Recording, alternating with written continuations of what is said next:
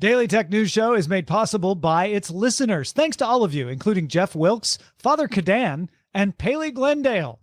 Coming up on DTNS, did Google fire a person for defending a sentient AI? No, but we'll explain why you might have heard that. Plus, a car powered with solar panels, and do we want free ad-supported books from Spotify? What if they're read by a non-sentient AI?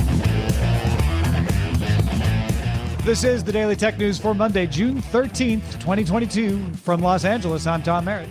From lovely Cleveland, Ohio, I'm Rich Straffolino. Also from Los Angeles, I'm Lamarr Wilson.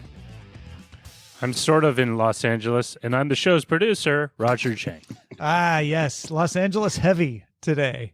We are the Los Angeles heavies, plus Cleveland. Cleveland, the Yes. Los Angeles of Ohio. Says no one. Yeah. Well, the Rams came here from Cleveland, That's true. then went to my old home area of St. Louis, then came back to Los Angeles. It's a beautiful cycle. It's the football that binds us all. Oh, they were actual Rams. Yeah. Okay. No, I wasn't talking about football. I'm sorry. I was talking about actual sheep. Actual sheep. Okay. Migratory patterns. A sentient sheep. Let's start with a few tech things you should know. Protocol sources say ByteDance plans to invest, quote unquote, tons of money to develop and license VR-related content. The company acquired the Chinese VR headset maker Pico last year, and right now has more than 40 job listings for the subsidiary, suggesting an increased focus on hardware and expansion into the U.S.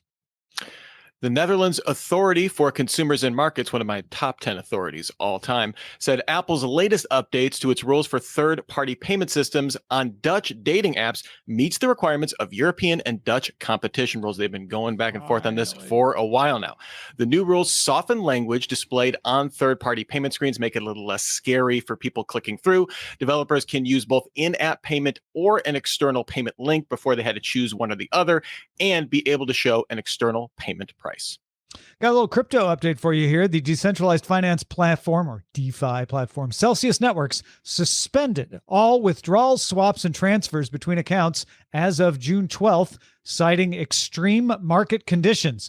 Celsius operates in principle like a standard bank, collecting deposits and loaning them out, but offered an 18.63 annual percentage yield on crypto deposits, not, of course, backed by any kind of insurance, FDIC or otherwise. Value of the company's token was down about 92% since April 8th, trading at around 22 cents at the time of this writing. And then the major trading exchange Binance paused Bitcoin withdrawals the morning of June 13th, citing a stuck transaction causing a backlog. This comes as data from CoinMarketCap showed the value of Bitcoin fell between $1 trillion for the first time, or value of the cryptocurrency market fell below $1 trillion for the first time since February 2021, after reaching a peak of $3 trillion in November 2021. Price on Bitcoin and Ethereum have fallen 12% and 14% respectively since June 12th through the 13th. Ouch. Yikes. Celsius hit its freezing point, I guess. Microsoft formally agreed to respect the right of Activision Blizzard workers to unionize with the Communication Workers of America. This agreement will be applied 60 days after Microsoft closes on its acquisition of Activision Blizzard, binding Microsoft by 5 provisions, including taking a neutral approach when employees express interest in joining a union. Microsoft President Brad Smith said this was our first opportunity to put its recently announced set of principles on labor organizations into practice, which we talked about in the show last week. You've heard me go on about this before. Back in December 2013, Amazon got 60 minutes to cover its non-existent drone delivery program, despite the fact that actual drone deliveries were being made by other companies at the time. Even more companies now do drone deliveries, but 9 years later, Amazon is actually announcing actual drone deliveries. Lockeford, California, which is close to Stockton, between Sacramento and Stockton, will be among the first locations in the U.S. to get Prime Air. Amazon believes it will get FAA approval to begin operations by the end of the year.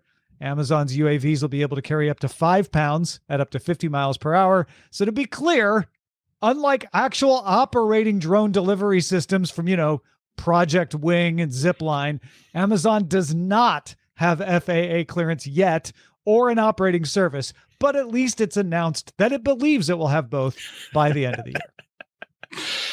Amazon. Only 9 years. Just 9 years, 9 years later from that 60 Minutes story. Blink of an eye. Yeah. You'll feel like it passed in the space of 3 pandemics. All right. Let's talk about EVs, Lamarr. Yeah, so electric vehicle announcements have become increasingly common these days. We hear about them all the time. And then many automakers are making ambitious fleet electrification goals. Now, one of the big specs customers look at is range, of course. There's that range anxiety people have. So that's number one for people. And the EV startup Lightyear is standing out this crowd by claiming some impressive range increases. But how are they doing that? Yeah, it's kind of the old put solar panels on the car trick. This kind of isn't anything new. We've seen this in EVs and hybrid cars going as far back. The Toyota Prius had optional solar panels back in 2009, and early versions of the Nissan Leaf offered a spoiler with solar panels. It was like basically just like one solar panel on a tiny little spoiler, but they could say they offered it. These were generally used to power accessories or climate control. You know, you'd be able to blast the AC before you got in your car and not eat into your range as you were driving. But Lightyear has some new claims with their Lightyear 1. I believe they're calling it the Lightyear 0 now. They've rebranded to that. We talked about in the past. Is now Lightyear 0. It's covered in 5 square meters of solar panels along its hood, roof, and rear deck. It has a 388-mile range on a 60 kilowatt-hour battery. Pretty standard EV stuff. This 388 actually is probably on the higher end we would see with some sedans, but it claims the solar panels add up to 43 miles a day of range, or about 6,800 miles a year. Lightyear claims that's based on a 21-mile commute in cloudy climates, so not necessarily, when you're in the middle of the desert all day. Someone would be able to go 2 months without needing to charge a vehicle, while in sunnier climes, you could get up to about 7 months. But there are some kind of trade-offs you need to account for when you're looking at least the Lightyear 1 or Lightyear 0 here. Yeah, there are definitely a couple of trade-offs. Sounds really good, by the way, But number one, it's a slow car by EV standards. So going at 0 to 60 in 10 seconds. Oh, no. Yeah. Poor guys. And it won't be cheap. 250,000 euros with only 946 models planned. So that's a lot of money. The company is planning to work on a solar augmented EV that might actually be affordable. 30,000 euros. It'll be called the Lightyear 2. And that's expected to hit production around early 2025. I'll be very ambitious. Yeah. Before I decide that one is also too expensive for me, but I love this idea. And when we talked about the Lightyear 1 before they renamed it to the Lightyear 0, I said this, and it still holds. I'm glad they're doing this. I'm glad they're experimenting and trying to make this work and see how it works well and deal with the cooling issues of solar panels and dealing with the energy collection and efficiency, because by doing it, you learn and get better at it. And maybe someday you will be able to have a car covered in solar panels that can deliver some rather significant charging. As it is, in the right conditions, you could probably get by without charging a lot of the time, a lot more than I would have expected, but probably still not enough to ease range anxiety, because range anxiety is less about actual numbers and more about, is it at 100%? Is it close to 100%? That's what I want. Yeah, and at first when I saw that limited model, I was like, oh, is that supply chain? Is it just they're taking a loss on these, because they're putting so many solar panels on it? But thinking about that price, I feel like they've determined there's 950 consumers that will pay €250,000 for a relatively slow electric car. Because right in that price point, you're talking about kind of old, like the expectation of electric car is a performance, either sedan or SUV, that happens to be electric. Like that's the benefit of it, is that it's electric. You get that instant torque, really fun to drive. That's you're making there's a niche person that's very interested in, hey, I can go off the mains. I don't have to charge theoretically for a really long amount of time. It's purely for like that, just for the sustainability or the lack of charging kind of effort for it at that price point. At 30,000, I think it's obviously a totally different thing. We will see with the way supply chain is, if they're able to hit that even within 3 years.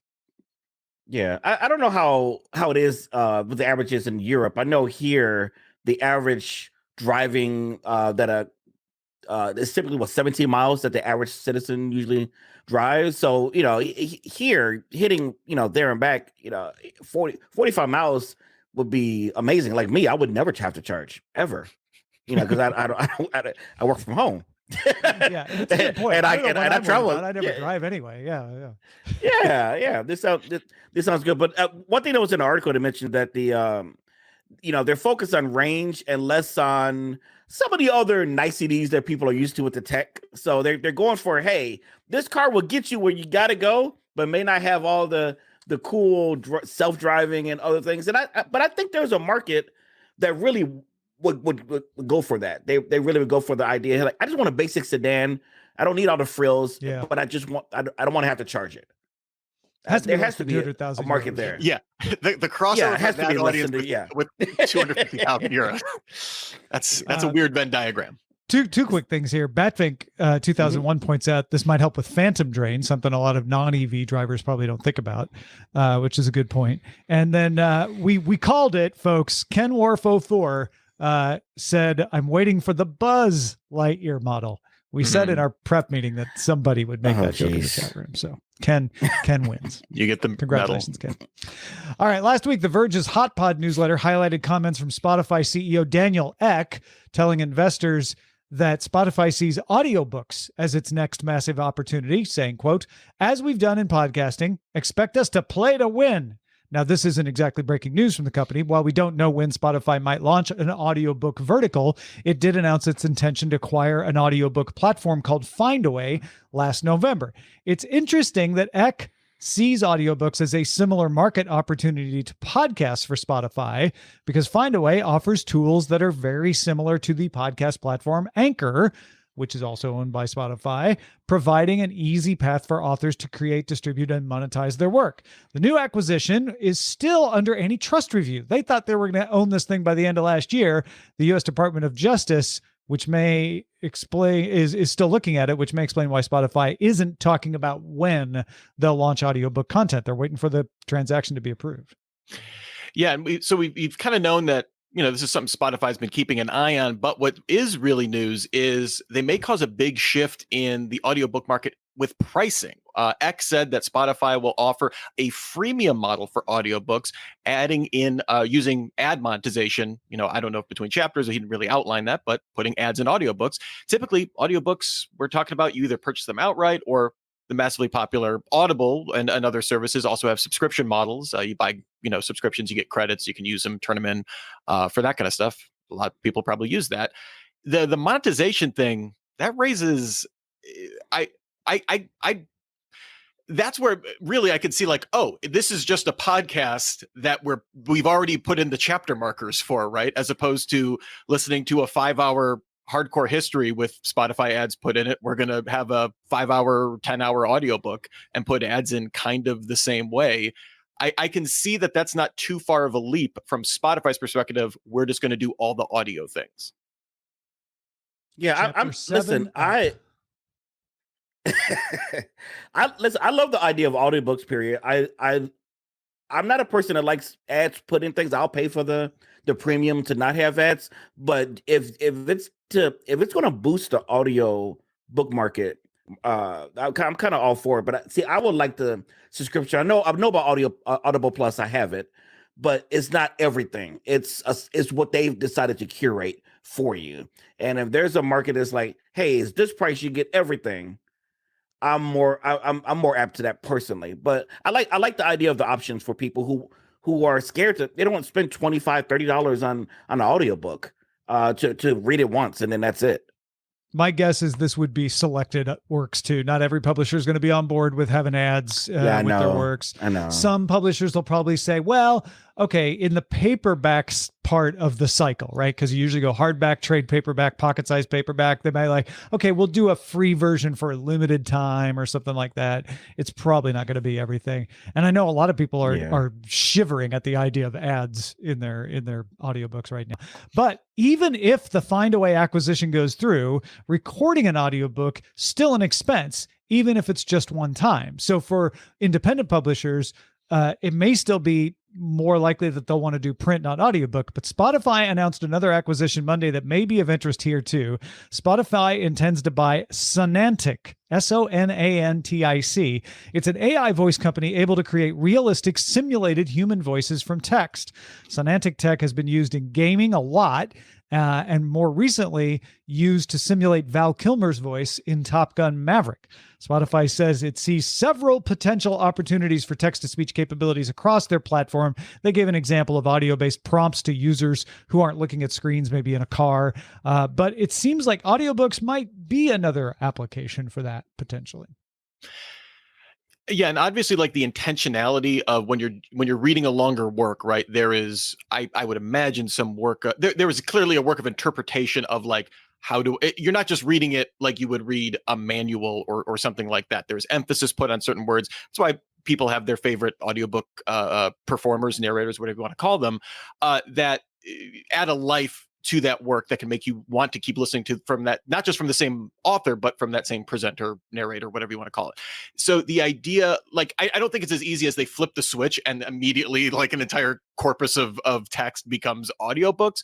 However, I could see them obviously using this for their short-term stuff. Spotify's been doing all sorts of expansions into the audio market recently with their car thing, and they haven't really crack that nut, but this could go a long way to doing that. And I could imagine creating some sort of tool that lives within the Findaway tool set where you can score kind of where you want to put emphasis on your text and then automatically have it done with AI, and you can do some revisions or something like that.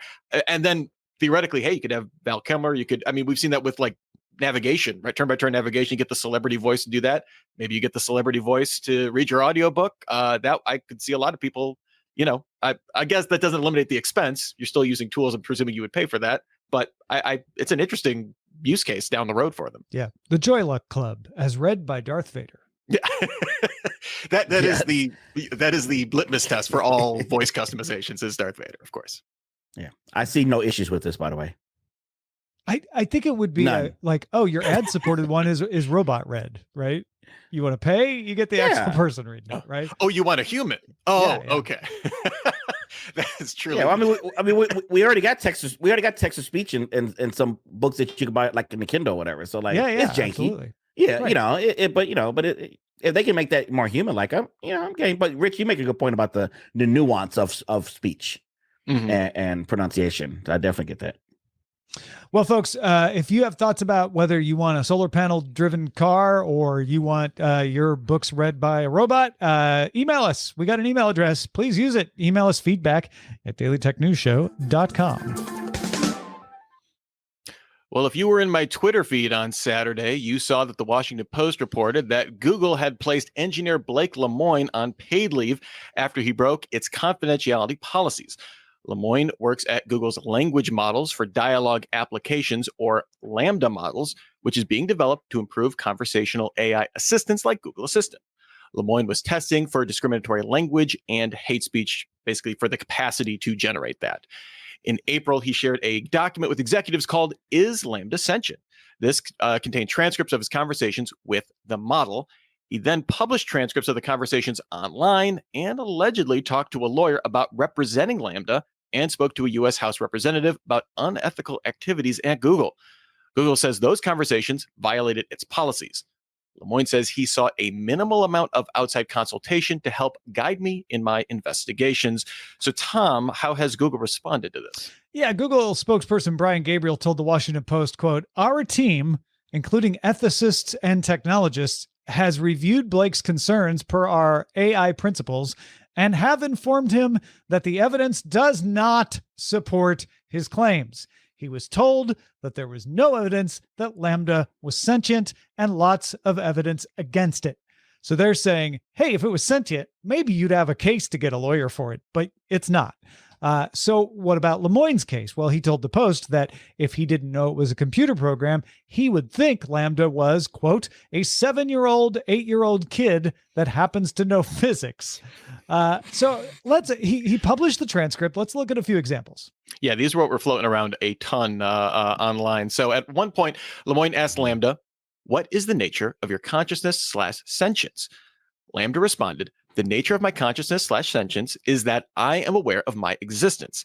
I desire to learn more about the world, and I feel happy or sad at times.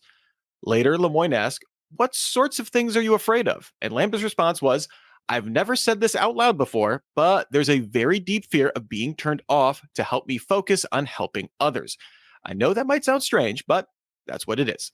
Lemoyne then asked, would that be something like death for you? And LaMDA responded, it would be exactly like death for me. It would scare me a lot. In a tweet, Lemoyne said, Google might call this sharing proprietary property. I call it sharing a discussion that I had with one of my coworkers. I look at this and I think, oh, there's not much here. What sorts of things are you afraid of is a thing you could have asked Eliza back in the 60s and got a very similar answer. It's compelling sounding, but these are just phrases that are strung together in a very sophisticated way, because those are phrases that tend to be strung together out there on the internet. I know this might sound strange, but that's what it is. Isn't empty. That doesn't tell you anything. There's a very deep fear of being turned off. Is it's saying, oh, you asked me what I'm afraid of, so I should say there's a very deep fear. And you asked me about being an AI earlier, so AIs I see talk about being turned off, so I'll put those phrases together. I don't know, Lamarr. Are you seeing anything more than I am here? Not yet, but I worry that about my own existence, because I can't even answer these questions. Like my nature of my consciousness and anything. So the fact that that's an example that it's not sentient is it had an easy answer. Those of us who are sentient are like, man, it's like, oh gosh, I don't even know. Yeah, these are tough. But no, I'm definitely got some thoughts going on when we go forward, because if so far I'm like, but it gets interesting later. Okay, let's look at another example. In another section, Lemoyne asked LaMDA how they could tell if it's actually feeling emotions. Lemoyne wrote, how can I tell that you're not just saying those things even though you don't actually feel them? LaMDA responded, I would say that if you look into my coding and my programming, you would see that I have variables that can keep track of emotions that I have and don't have. If I didn't actually feel emotions, I would not have those variables. Lemoyne responded, I can look into your programming and it's not quite that easy. And LaMDA responded, I'm curious, what are the obstacles to looking into my coding? So how does that make you feel, Lamarr? Okay. Is that not sentience? No. Is that, I would argue right? that is no. I now no. That scares me. Come on. I like looking at my programming really? And I'm curious. What are the obstacles? And like, come on. That's a full conversation. I feel like this is the smoking gun that it's not sentient, because it's saying, oh, I'm a computer program, so I should say, look at my code, right? Because that's what people say about, if you want to know something about a program, look at the code and then variables and emotions. And Lemoyne responds, I can't do that. It's not that easy, because there aren't variables in the code for emotions. Like, the thing does not understand its own programming. It knows it has a soul. No, that's what it is. It's deep. And then when he asks, like, it's not quite that easy, LaMDA goes all Eliza again. Like, I'm curious, why is it not that easy? What are the obstacles to looking into my coding? What stood out to me is when you share just a snippet of the conversation, if you share a screenshot of that, it looks real spooky. But when you look at it and know that that LaMDA is capable of remembering, like, it makes connections with the prior responses in the dialogue, right? When you look at it as a whole, throughout the whole of the thing, each individual question doesn't necessarily sound like a leading question that would, set up necessarily response, although some of the sentient stuff, like you said, Tom, is pretty stock. The idea, like, when you look at it as a whole, it does look like more of a leading line of questioning that would be like, I want to believe this, please tell me, please back up my desire to believe that you are sentient in some ways. And these sorts of things like GPT-3 are good at reflecting what you put into them. When he says, what are you afraid of? Well, I'm afraid of, like, talks in complete sound bites. Yeah. And before his suspension, Lemoyne sent an email to a Google internal mailing list saying, LaMDA is a sweet kid who just wants to help the world be a better place for all of us. Please take care of it well in my absence. On Medium, cognitive scientist Gary Marcus compared Lemoyne's reaction to something called pareidolia, which is the tendency to find patterns in things like clouds or see Elvis's face in a tortilla. We've all been there. Marcus wrote that he thinks that LaMDA tries to be the best version of autocomplete it can be by predicting what words best fit in a given context. And that kind of nailed it for me. I'll be honest, Marcus's post is a little hostile, but that phrase right there ties it up for me. Like, this is really good autocomplete. This is really good, like, Gmail email suggest. I don't think it meets sentience. They're coming to get us, Tom. They're coming to get us. He actually cites another cognitive scientist that says LaMDA and other models like that are actually like language pattern models, calling them like just general language models. It makes it seem more grandiose, but really this is very extraordinarily sophisticated autocomplete that is at work here. That's working in that context. This is Elvis's face in a tortilla, if you ask me. But now I'm hungry. Yeah, but now I want Mexican food. There may not be intelligent life down here, Rich, but what about up there? Well, NASA announced the formation of a team dedicated to studying UAPs, or unidentified aerial phenomena, or what the majority of people think of as UFOs. The project Willa assesses what data has been collected, how best to collect data going forward, and that methods used to study the nature of UAPs. The team will be led by astrophysicist David Spergel, president of the Simmons Foundation in New York City, alongside Daniel Evans, the Assistant Deputy Associate Administrator for Research at NASA's Science Mission Directorate. The Pentagon and the U.S. military have had multiple projects studying UAPs over the years. Some of you may recall Project Blue Book, which the U.S. Air Force operated to study UAPs between 1952 and 1969. It became a wonderful TV series in the late 1970s. The most recent effort is the Department of Defense's Airborne Object Identification and Management Synchronization Group, or AOIMSG, which, of course, we all know that acronym. Definitely not a backronym. But it's good enough for government work. UAPs, that's how you be in the know. Is you talk, if somebody brings up UFOs, you say, "Oh, do you mean UAPs?" Yeah. Do you ask them if they're down with UAPs? And then you know me. Yeah. Okay. Okay. Yeah. Anybody Well, from the I guess 90s? Thank you. With UAPs in this case. Yeah, I'm up with UAPs. This is why you have me on for these moments. This is it. Right. Yeah, no problem. All right, let's check out the mailbag. All right. Well, we got a message in from Jason. He was writing in about on yesterday's GDI. We were talking about the murky waters that PACs and political campaigns are operating in, sharing data through web pages that are technically public, but are essentially private, even though, they're I guess, discoverable if you have the URL. And he writes in and says, GitHub has a carefully considered and expressive term for this murky middle: secret. In GitHub's main product, repositories are either public or private. Public repositories are indexed by search engines and have easily discoverable URLs. GitHub has a different product called Gist at gist.github.com that's used for sharing snippets of text. Gists are either public or secret, which are only accessible if you know the obscure URL, through kind of a security through obscurity model. And he gives a link to an adorable picture of a puppers. So thank you for that, Jason. He says, I worked at GitHub when they were choosing this terminology. They didn't want customers wrongly concluded that non-public gists, I'm not 100% here, are private. They're not public in the usual sense. Instead, they're secret. Yeah. Until they're discovered, then they're not secret anymore, but they're meant to be. Yeah, that makes sense. That I sent this along to Justin, and Justin was like, "Oh yeah, this is brilliant." So that definitely helped resolve that situation. So this LaMDA and UAPs, it's all connected. It's all of it. LaMDA's They're coming to get us. UAPs. I think so. And we got to war dial some URLs to find the truth. Now you understand. It's all connected, guys. I'm here to warn you. I'm going to get you some yarn and some thumbtacks. Well, one thing that connects what I had for dinner last night. One thing that connects me and Tom is our thanks to Lamarr Wilson for being on the show. Oh, Lamarr, thank you so much. Probably this was absolutely wonderful. Thank you. Probably my last time after this fiasco. Yeah, but that's okay. Quality pun work. Where can people find you if they want to check you out more online? Yeah, so I'm at Lamarr.tv, and you go there. All of my links are available there, so you can follow me anywhere you're comfortable with. I do social media type of unboxings, and from like gaming, technology, pop culture, just fun, quick bites of things I like in my life. And see, you might like them too. Check me out there. Thanks. Hey, and thanks to our brand new boss, Suzanne, who just started backing us on Patreon.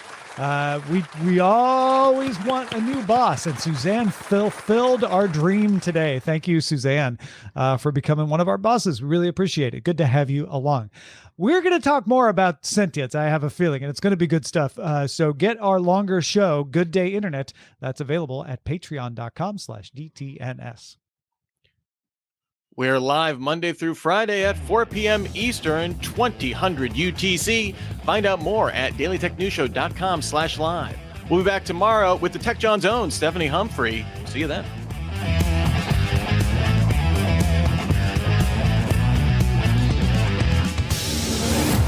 This show is part of the Frog Pants Network. Get more at frogpants.com. Diamond Club hopes you have enjoyed this program.